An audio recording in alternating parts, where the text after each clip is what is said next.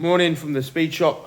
Just getting some bikes ready to go out. Got the A2 bikes going out today. Just got a group coming down to ride the A2 bikes back to back, or some of them. Ones that to cancel, so it just reduces it by one bike. But we're going to head out on the CRF300 Rally, Himalayan Euro 5, and KTM 390 Adventure. For anybody weighing up these bikes, obviously this is an opportunity to come down and ride them back to back on a day out.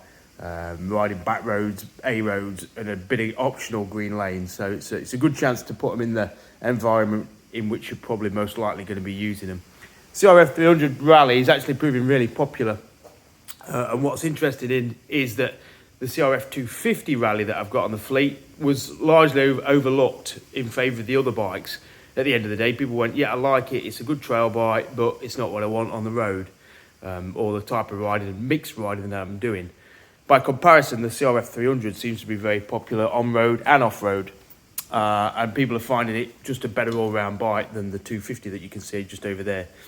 I think that's largely just the extra meat in the engine. It's not overly more powerful, it's not necessarily much faster, but it's just got more mid-range torque and pull, so it feels a stronger engine, it feels more relaxed, it feels more refined on the road. And it just feels a slightly bigger bike in stature. Again, mainly cosmetically, just to the flaring in the panels. When you sit on it, it feels broader and it feels a bit bigger and a bit more. It's got a bit more presence than the 250. And then when you've got the engine that's got a bit more meat to it, it just gives a sense of being on a slightly bigger bike, which suits more people. The problem, obviously, is the ride height, which is a little bit too tall for some people, which is why the lowering link on the 250 Rally makes that more manageable. Obviously, you can put a lowering link on this, but for now, it's just riding it as standard.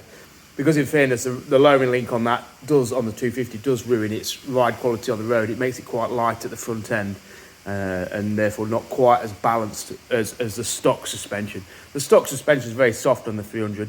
It is very soft and floaty, almost like being on a cloud, which is a bit disconcerting over constant undulating tarmac roads.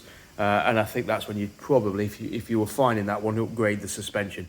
The difficulty is upgrading the suspension without really forcing up that seat height, because at the minute it's really soft, so when you sit on it there's a lot of sag, which makes it manageable.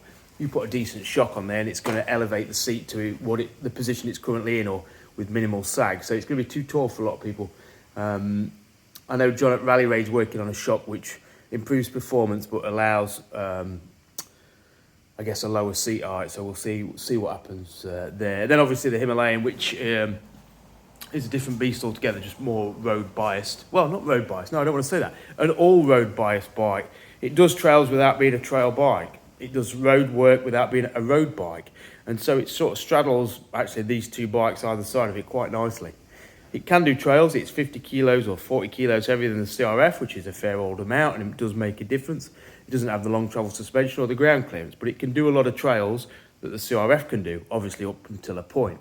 Equally on the road, it can do the distance of the KTM 390, but just not at the same high performance pace. The 390 shines when you're on the throttle. I find the problem with the 390 a little bit is when you're on the back roads just pottering around, you're always between gears, you're always up and down the gearbox, you're always having to feather the clutch. It's an engine that likes to rev rather than be down low in the revs, just pottering around.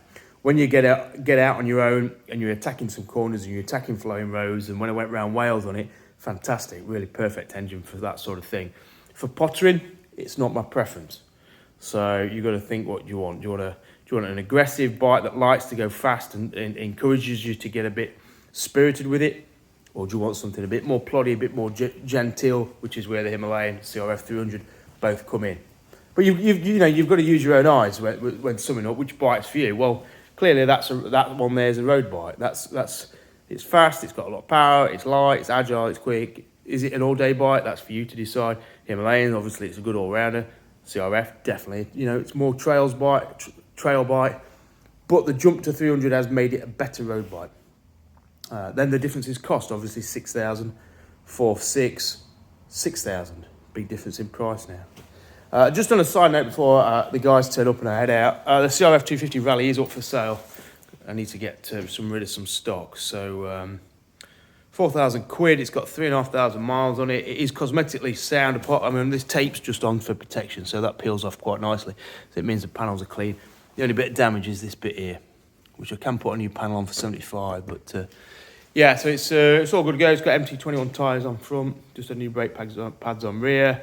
Yeah, all in all, nice bike, nothing wrong with it. And prices have gone a bit nuts due to the lack of availability of the 300 Rally, so that's got a rack on the back. So if anybody's after it, it's on a 20 plate, 2020 bike, give us a shout. 4 grand, sounds about right. It'd be the cheapest on eBay if I put it up at that, so don't tell me I'm overpriced, because it's not. All right, catch you later. Let's hope for some bloody sunshine. I can hear it rain now. Cheers.